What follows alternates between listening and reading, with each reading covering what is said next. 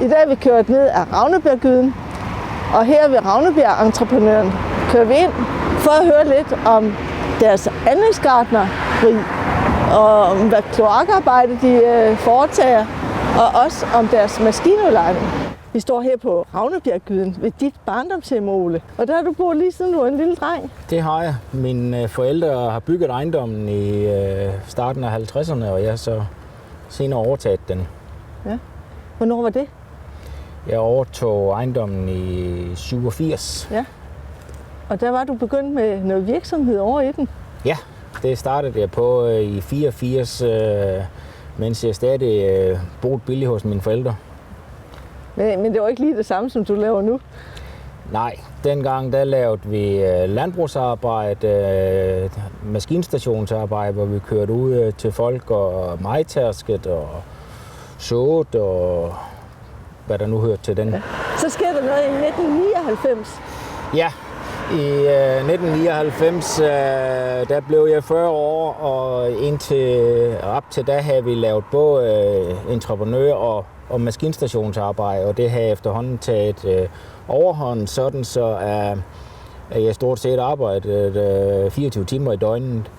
Så der sorterede vi landbrugsarbejdet fra, ja, og begyndte så at lave kun entreprenørarbejde. Ja. Har du så udbygget dit barndomshjem med flere bygninger? Ja, det har vi.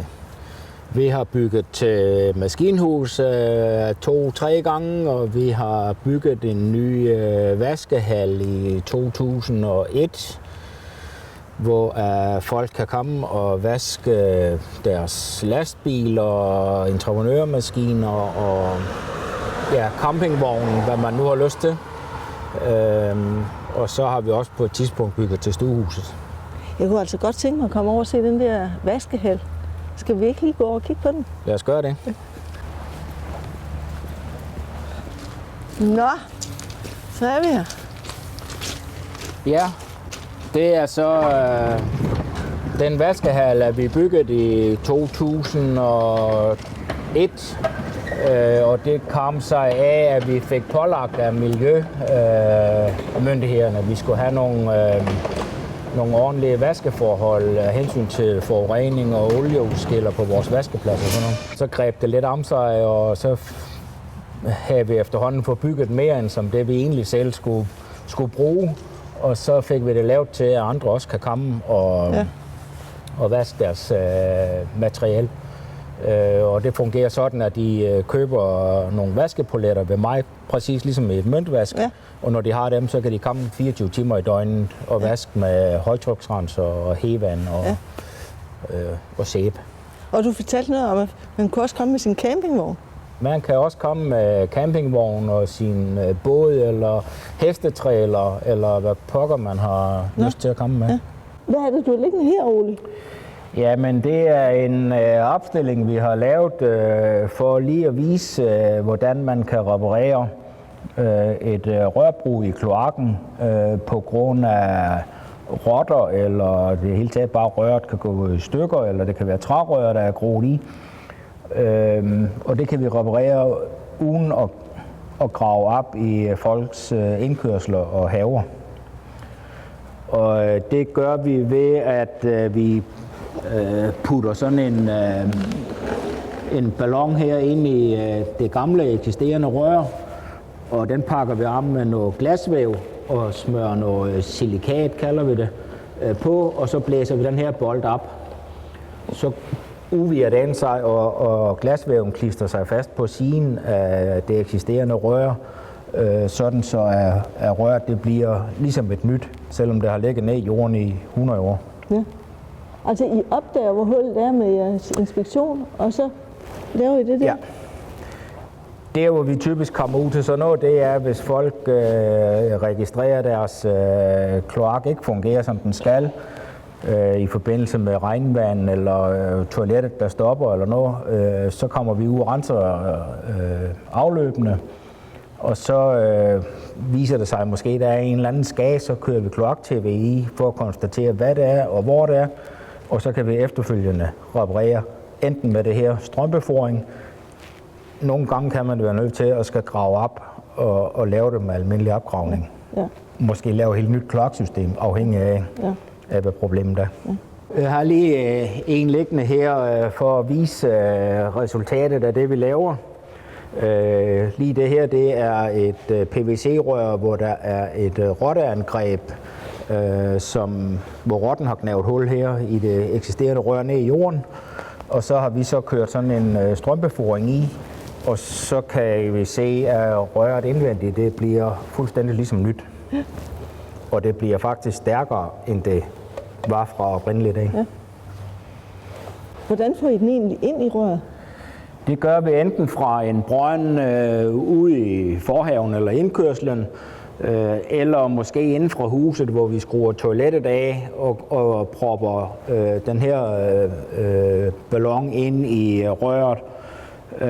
Når vi så har fået den ind og målt præcist ud, hvor den skal ligge, så at vi rammer det rigtige sted, så sætter vi trykluft på med den her lille kompressor her, og det skal den stå med i 1,5 time med 2,5 bars tryk. Og når den har stået der, så er kloaksystemet klar til brug igen. Ja. Hvis at man skal sammenligne den her kloakrepression med en eventuel opgravning i folks indkørsel eller terrasse, så vil det ofte være en meget billigere og nemmere løsning. En opgravning, det er jo svært at sætte pris på, men det kan nemt koste 10.000, 20.000. Sådan en enkel punktrenovering, strømpeforing her, koster typisk 6.000 til 8.000. Ej, det er da noget billigere. Og så er man fri for noget svineri bagefter. Ja. Hvad laver du ellers af kloakarbejde? Jamen, vi laver meget kloakservice, hvor folk ringer, at deres afløb er stoppet. Det kan være køkkenafløb, der er stoppet på grund af fedt og sæbe i rørene, eller det kan være en defekt på rørene. Og der kommer vi så med vores slamsuger og spuler og renser kloaksystemet. Vi har også en anden form for en renser, så vi i nogle tilfælde kan rense inden fra køkkenvasken og ud under eller ud af huset uden brug af vand. Det kan nogle gange være nødvendigt i etageejendom, eller hvis man ikke kan finde en brønd udvendigt, kan det være nødvendigt at rense indenfra. Ja. Nå. Kan I mærke noget til, at der bliver mere og mere vand? Ja, det kan vi. Det er helt tydeligt, at i forbindelse med regnskyl, der opstår der problemer med folks kloaksystemer. Og det skyldes måske noget af det er nogle gamle kloaksystemer, men det skyldes også, at overfladerne, folks indkørsler og terrasser og huse og overbyggede terrasser, det skal alt sammen aflede vandet igennem kloaksystemet, hvor det i gamle dage bare trak ned igennem brostenene eller perlestenene og løb ud i det nærmeste å. Ja. Hvor i dag der skal det igennem rørsystemerne det hele. Ja. Er det også et problem, at der er så mange, der lægger fliser rundt omkring deres hus, så der ikke er sådan en masse græs og nogle jord, der kan suge? Ja, det er et stort problem lige i den forbindelse, at vandet ikke kan trække under ude, så det simpelthen løber hen til vejrest og overfladekloakker. Ja. Jamen, vi må hellere komme ud og se på noget af alt det andet, du kan tilbyde.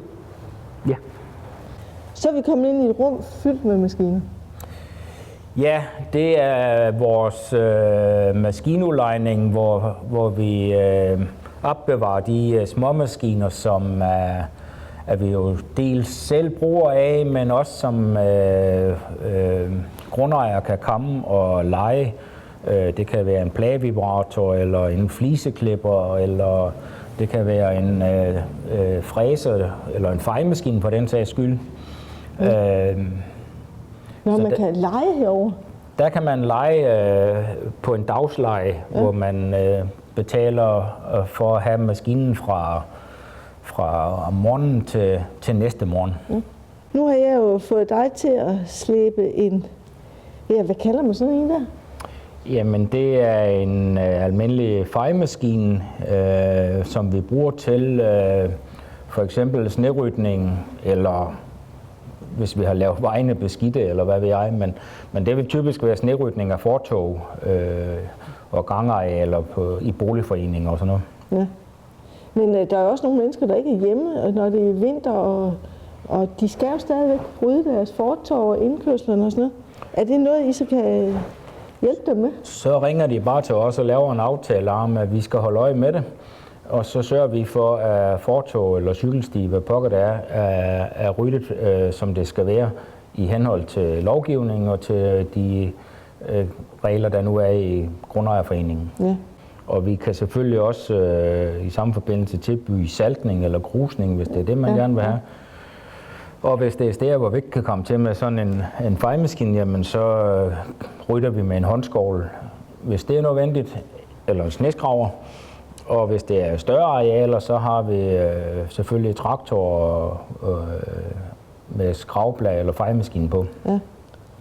Så det er også en del af jeres arbejde? Det er det. Det er, hvis det bliver hård vinter og sne, som det har været nu de sidste 3 år her, så kan det jo nogle gange være det eneste, at vi kan lave om vinteren. Ja. Det vi ser her, det er så vores slamsuger og spuler, som vi bruger til de før omtalte kloakrensninger. Ja. Og slamsugning af alt muligt jo. Den fungerer ved, at vi har sådan en spulerslange her, vi sender ind igennem kloakrøret med højt tryk og mange liter vand. Og så spuler vi eventuelle tilstoppelser af fedt og sæbe og trav med ud. Vi kan så samtidig med, at vi spuler røret, der kan vi i den anden ende af slamsugeren, der kan vi så suge vores vand op samtidig med, sådan så vi ikke oversvømmer hele kloaksystemet mere end højst nødvendigt. I tager vand med jer igen? Ja, det kan vi gøre i hvert fald. Okay. Her har du så lavet nogle båse til forskellige sager. Ja, der har vi sådan en lille tilbud til lokale husejere og grundejere, at de kan komme og hente en trailer fuld grus eller perlesten eller strandsand, muldjord, når de har behov for det. Vi kan også tilbyde og så køre det ud i hele lastbil læs, men det er jo nogle gange, at det er lidt voldsomt at komme med sådan en lastbil, hvis de kun lige skal bruge 3 trillebørhul. Ja, det kan være et problem, ja. Så kører folk selv her? Så kommer folk selv med deres trailer, og hvis de er rigtig heldige, så er jeg her og kan læse det for dem. Og ellers så laver vi en aftale om, at de selv kan læse og så afregne på et tidspunkt, hvor vi så mødes. Ja. Men man skal ikke lige køre herind. Jeg ser lige, at der er lige et telefonnummer, man skal ringe til. Jo, inden. Der er også nogen, der kommer bare og kører ind her, og så har deres trailer med, og så må de så lige ringe til mig og aftale, hvad det er for noget grus, de skal bruge, og hvordan vi lige gør med afregningen. Men jeg kan se, at man kan faktisk gå i gang både lørdag og søndag med at lægge et par fliser, for man kan bare tage over til dig, selvom det er lørdag og søndag. Det er jo lidt det, at vi prøver at slå på, at folk de kan komme og hente deres grus og sten, ligesom de har behov for, og så kan de måske lege en pladevibrator med samtidig, og så kan de lægge fliserne i weekenden, eller hvornår de har lyst til det. Og hvis de ikke lige selv kan finde ud af det, så vil du også gerne hjælpe med det? Så hjælper vi også med noget rådgivning, og vi kan selvfølgelig også lægge op, eller gøre op. I kan også lægge fliserne? Det gør vi. Og jeg synes også, du sagde noget om, du kan også sagtens plante hækken. Vi kan både plante hæk og lægge fliser og sætte nogle stolper op. Og sætte stolper, ja. Og vi har også en lille gravemaskine, at folk nogle gange leger selv til at grave med, hvis de synes, at det er det, de har lyst til. Så der er mange muligheder. Så det er både deres kloak, du kan klare, og deres fliser, og deres hække, og det hele. Det er det. Og deres sne. Vi klarer stort set alt inden for jord, kloak og anlægsarbejde. Ja, det kan jeg høre. Inklusive vintertjeneste og vognmandskørsel. Ja, det gør vi. Ja, det var da en ordentlig forretning, du har fået bygget op her. Men det er jo ikke nogen hemmelighed, at den har været lidt nede og vende. Ja, vi blev jo ligesom så mange andre ramt af finanskrisen i slutningen af 2008-9 stykker der, og måtte desværre gå konkurs i 2010, men er ved at være over det og køre igen med det samme arbejde, som vi lavede tidligere. Ja. Så du ser lyset forud? Det gør jeg, men vi er ikke hverken os eller andre, tror jeg, er ude af finanskrisen endnu. Nej. Men det går den rigtige vej.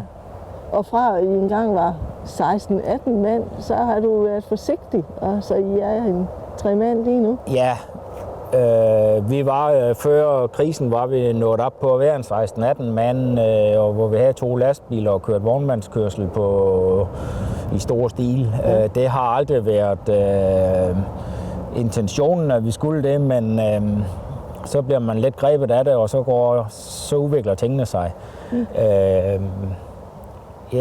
Mit mål lige nu, det er i hvert fald, at vi skal begrænse os til at være en 3-4-5 mand, og så køre med det. Men der er jo nogen, der oplever sådan en konkurs, og så siger de aldrig mere. Ja, men der har jeg nok for meget stædighed i kroppen til at gøre det. Ja. Du kan jo lide det.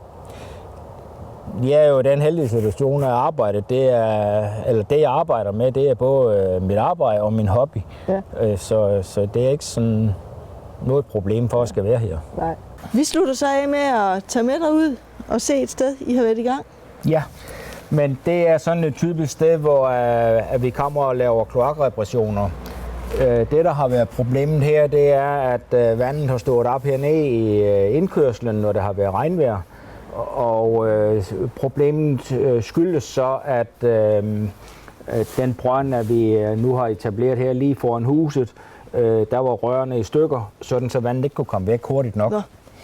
Så det har vi skiftet og sat en ny brønd, og så kan det formentlig fungere igen i mange år. Ja. I har faktisk lavet et hul herhenne også. Vi har haft gravet op her, hvor vi står, og så har vi haft gravet en ny ledning hernede igennem hele det her stykke her? Indkørslen her, og hele hernede bag ved garagen, hvor vi har sat en ny tagbrønd, som så tager vandet fra den her garagebygning, hvor det løber hen til den hen i midten her, og så videre hen til den anden nye brønd, vi har sat, og så løber det ud i den offentlige kloak ud i vejen. Ja. Så det skulle gerne være den rigtige løsning. Og hvorfor er det helt grønt henne, den der? Ja, vi kan se, at vandet er grønt ned i den her brønd, fordi at vi har været nødt til at hælde noget sporstof i rørene herhenne, for at være sikker på, at det kommer hen til den her. Ja.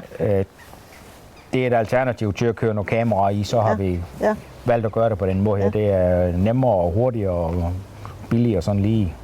Når det ikke er noget med, at vi skal se, om rørene er i stykker, men bare skal konstatere, hvor det løber hen. Det, der lige mangler her, for at vi er færdige med arbejdet, det er, at der lige skal lægges nogle perlesten på, sådan så at indkørslen bliver pænere i orden, og så kan det stort set ikke ses, at vi har været her. Ja. Anden som er vandet, det gerne skulle blive væk, når det regner. Ja. Jamen, det var sjovt at se. Jeg håber, der er mange her i omegnen, der lige får øje på, at de kan tage en tur her forbi og få hjælp til deres forskellige projekter. Ja, det gør jeg bestemt også.